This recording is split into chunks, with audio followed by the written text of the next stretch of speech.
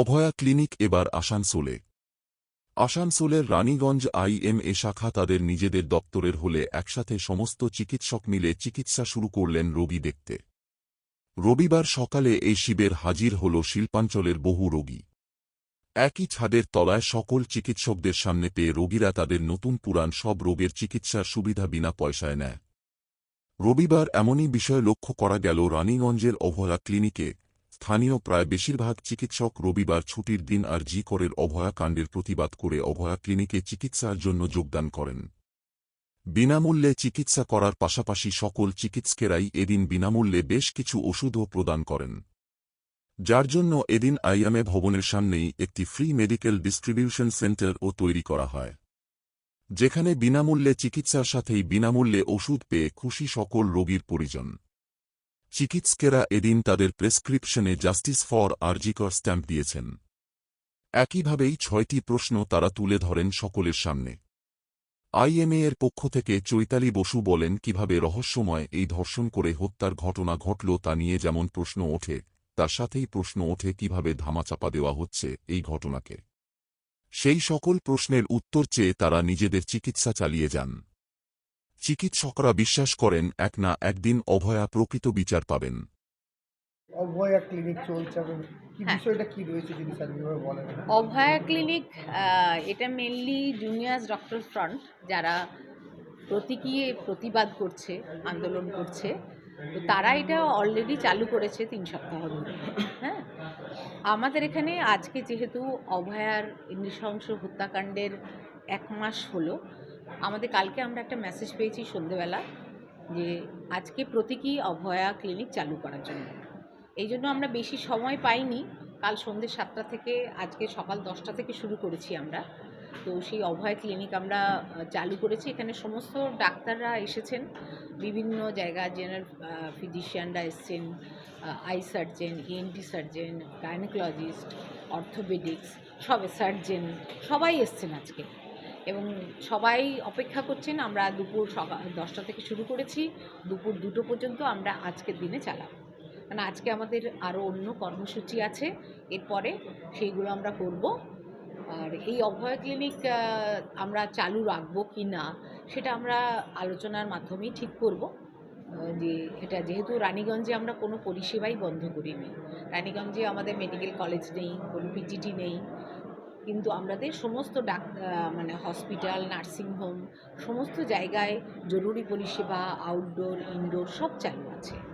তো এটার ব্যাপারে আমরা পরবর্তীকালে এখানে আপনারা অভয়া ক্লিনিকে কি কি সুবিধাগুলো দিচ্ছেন যদি এটা আমাদের বলেন। আমরা এখানে ওষুধ দিচ্ছি, চেক আপ করাচ্ছি, সুগার টেস্ট করাচ্ছি, তাদের পালস BP চেক আপ করাচ্ছি, আর তার সঙ্গে আমরা মেডিসিনও সাপ্লাই দিচ্ছি। এইভাবে আজকে আমরা প্রতীকী অভয়া ক্লিনিক চালু করেছি। মানুষজন কি আগে থেকে জানানো ছিল? মানুষজন আমরা সকাল 7টা থেকে মাইকিং শুরু করছি। একটা টোটোতে করে পুরো রানীগঞ্জ শহরে মাইকিং হচ্ছে। কিছু কিছু করে পেশেন্টদের আসতে দেরি হচ্ছে, কিন্তু আসছে পেশেন্ট, এবং তাদেরকে আমরা একটা নির্দেশিকা দিয়ে রেখেছি। তাদেরকে কিছু প্রশ্ন করার জন্য বলেছি, তারাও এই প্রশ্নগুলো করুক। কেন এই যে আন্দোলন চলছে, এটা হচ্ছে একটা সর্বসাধারণের আন্দোলন। ডাক্তাররা হয়তো এটাকে, যেহেতু ডাক্তার একজনের সঙ্গেই হয়েছে, মহিলা ডাক্তারের সঙ্গেই হয়েছে, আমরা এগিয়ে এসেছি, কিন্তু এই যে ঘটনাটা, সেটা কিন্তু অ্যাকচুয়ালি ডাক্তারির জন্য থেকে বেশি দুর্নীতি বিভিন্ন কারণে হয়েছে। সে কী কারণ আমরা এখনও জানতে পারিনি, কোনো বিচার আমরা এখনও পাইনি। সেই বিচার না পাওয়া পর্যন্ত, এবং দোষীদেরও ধরা হয়নি সেরকমভাবে, যে দোষীদেরও যদি ধরা হয় এবং বিচার না পাওয়া হয়, আমাদের এই আন্দোলন আমরা কাজের পাশাপাশি চালিয়ে যাব, বন্ধ রাখব না। কি নাম পরিচয়টা আপনার? আমার নাম ডক্টর চৈতালি বসু, আমি রানীগঞ্জ IMA প্রেসিডেন্ট। আজকে আপনারা সবাই জানেন যে অভয়া একটি নৃশংস ধর্ষণ এবং খুনের ঘটনা, যেখানে এক ডাক্তারি ছাত্রীকে তার হসপিটালে নিজের ডিপার্টমেন্টের মধ্যে তাকে ধর্ষণ এবং খুন করা হয়। আজকে তার 1 মাস পূর্ণ হতে চলেছে। আজকে আমাদের সমস্ত ডাক্তার বন্ধুরা, জুনিয়র ডাক্তাররা, সাধারণ মানুষরা রাস্তায় নেমেছে এই প্রতিবাদের বিচার পাওয়ার জন্য। আজকে এই ঘটনার 1 মাস পূর্তি উপলক্ষে ওয়েস্ট বেঙ্গল জুনিয়র ডক্টরস ফোরামের ডাকে সারা ভারত জুড়ে দুপুর 12টা থেকে 2টো অবধি, 10টা থেকে 2টো অবধি অভয়া ক্লিনিক চালু করা হয়েছে।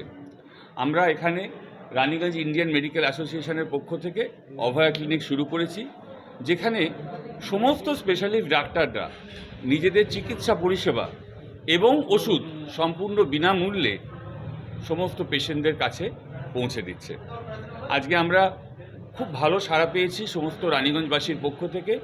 পেশেন্টরা আসছে ধীরে ধীরে এখানে এবং তারা সমস্ত ডিপার্টমেন্টের বিভিন্ন ডাক্তারকে, স্পেশালিস্ট ডাক্তারদের এখানে দেখাতে পাচ্ছে। কি মনে হচ্ছে এইভাবে কি আপনারা বিচার পাবেন? আমরা খুবই আশাবাদী, আমরা ভীষণই আশাবাদী।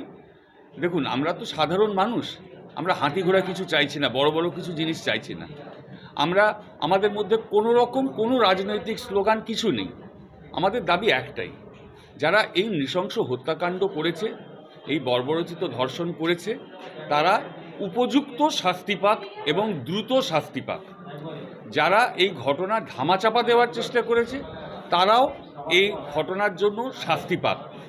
এবং এই যে মেডিকেল শিক্ষা ব্যবস্থার ভেতরে এই প্রচণ্ড দুর্বিনীত যে অন্যায় এবং যে এই করাপশন, এই অপরাধতন্ত্রের নিপাত যাক, এইটাই সামান্য দাবি আমাদের। এই দাবি নিয়ে ডাক্তাররা প্রথমে লড়াই শুরু করেছিল, এখন সাধারণ মানুষ পথে এসে দাঁড়িয়েছে। আমরা খুবই আশাবাদী, আমরা এর নিশ্চয়ই বিচার পাব। আপনার পরিচয়? আপনার পরিচয়? আমি ডক্টর অনির্বাণ ঘোষ, আমি ইএনটি নাক কান গলা বিশেষজ্ঞ এবং রানীগঞ্জ আইএমএর আমি ভাইস প্রেসিডেন্ট।